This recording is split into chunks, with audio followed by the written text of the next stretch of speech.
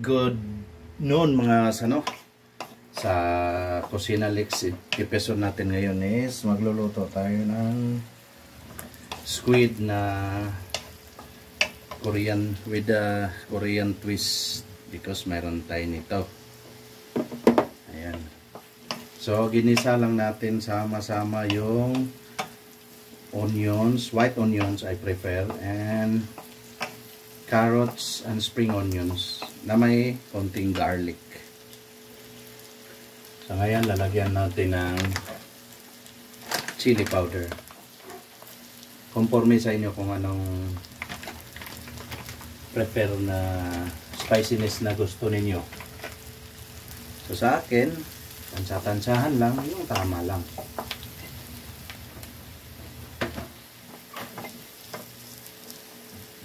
Tapos lagyan na natin ng ano ba ito? Itong Korean samjang, gochujang. Yun, buksan muna natin, hindi pa pala bukas to.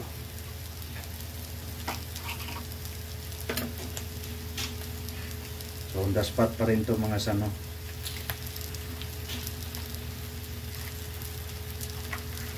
Yun, nabuksan ka rin. So tuloy lang yung pag saute. Medium ano lang, yung fire medium heat. So gochujang sa Korean spices.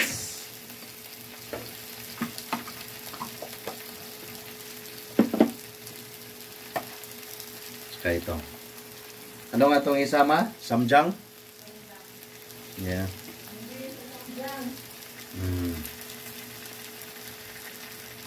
Kasi na-influensyahan na tayo ng Korean eh. Yun. Ayan, maglalagay tayo ng konting tubig.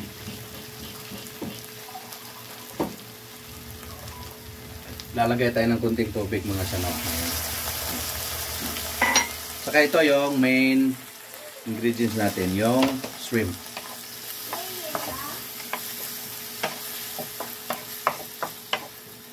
Hindi naman natin i-overcook yung squid mga sano kasi maninigas yan eh. Saka minarinig ko lang yan sa asin, wala pa akong ibang nilagay. So ngayon maglalagay tayo ng garlic powder. Yan, tansyahan rin lang mga sano. Huwag naman masyadong damihan para hindi mag-overpower. Tsaka ground pepper. Yan. Wala na. Tapon na to. Tsaka ilalagay natin yung cabbage. Yan. Pwede na rin natin isabay itong ating squid mga sano. Ayan. Yan, patapos na yan. Initin lang. Simmer lang. Saka ito na to. Kung gusto niyo may konting sabaw, dagdag lang kayo ng tubig. Hindi naman yan nakakawala ng lasa kasi matapang yung mga spices ng Korean. So dagdagan nyo pag parang para sa inyo itabang o wala masyadong sipa. Diba? Napaka-healthy. Sinsya na kayo sa kawali ko luma. Pero gusto ko itong kasi lupa malalim. Tama lang yung laki. Linisin natin itong spoon para yan yung ating pang-tikim.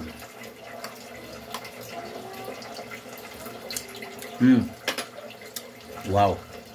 Hindi siya masyadong maanghang mga sano kasi kinontrol ko nga yung chili powder ko. At saka yung ginamit ko nga palang oil na panggisa mga sano is sesame oil.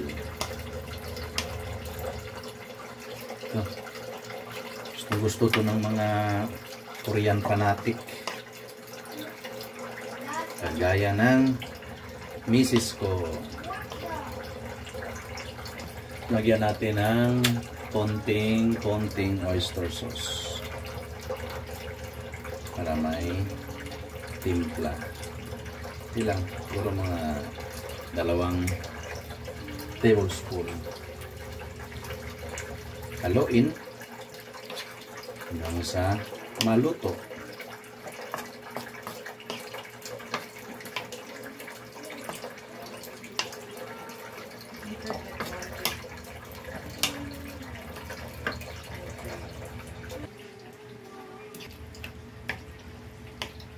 Tuloy-tuloy lang natin hanggang sa kumulo.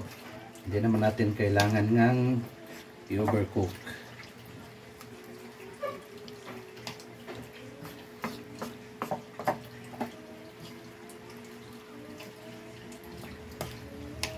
Sa mga mahihilig ng Korean food, dito pwede na to.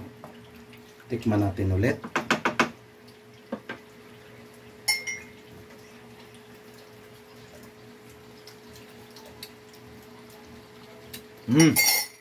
Yun.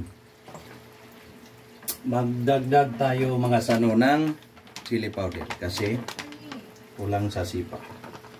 Kunti lang. Yun.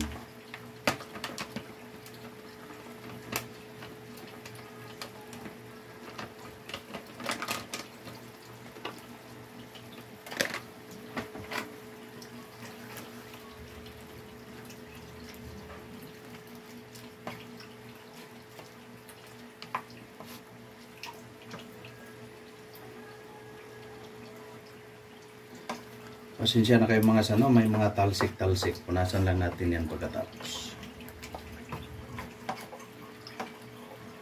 Napakasimple lang. Gisa-gisa lang. Lagay ng mga spices. Tapos.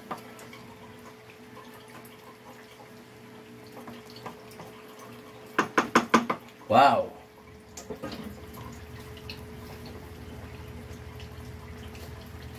Tingnan nga natin kung anong mangyayari pag tinakpan. Wow. Para mas lalo siyang malakas siyang kumulo. Ito, daming talsik. Maliit lang kasi yung pan na ginamit natin eh. Yan na, mamaya. Alright. Look at that. Haluin natin ng isang beses, tapos na to. Whoop! There you go. So ayan mga sano. Sa mga hindi nakakaalam ng dish na to, yun, simple lang na gisa lang, halo-halo. Ang importante meron tayong ingredients mga sano. Maraming salamat at don't forget to subscribe. And welcome again to Kusina Lex. To God be the glory. Good day.